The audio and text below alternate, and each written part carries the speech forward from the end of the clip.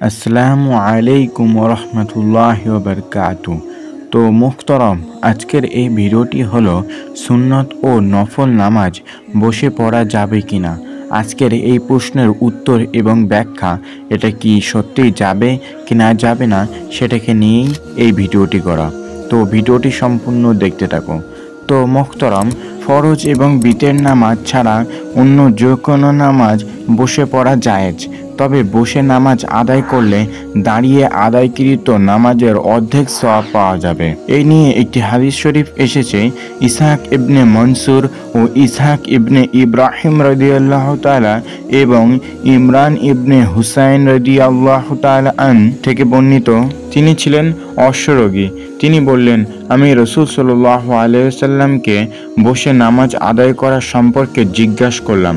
তিনি বললেন, যদি কেউ দাঁড়িয়ে নামাজ আদায় করে তবে তাই উত্তম, আর যে ব্যক্তি বসে নামাজ আদায় করবে তার জন্য দাঁড়িয়ে নামাজ আদায়কারীর অর্ধেক সওয়াব, আর যে শুয়ে আদায় করবে তার জন্য বসে আদায়কারীর অর্ধেক সওয়াব। হাদিসের ব্যাখ্যা।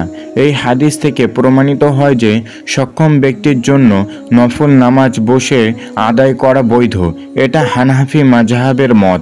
এই হাদিসে যদি নফলের কথা উল্লেখ নেই, কিন্তু সকল মুহাদ্দিস কেরাম এটাকে নফল নামাজের অধ্যায়ে বর্ণনা করেছেন। আর ইমাম নববী রহমতুল্লাহ এই হাদিসের ব্যাখ্যায় বলেন, হাদিস বিশারদ মনীষীগণ বলেন, দাঁড়ানো সক্ষমতা না থাকলে নফল নামাজ বসে আদায় করার ক্ষেত্রে এই হাদিসটি প্রযোজ্য।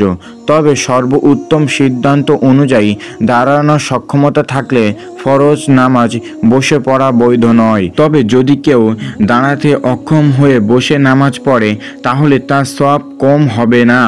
অক্ষমতার কারণে নফল নামাজ বসে পড়লেও সওয়াব কম হবে না।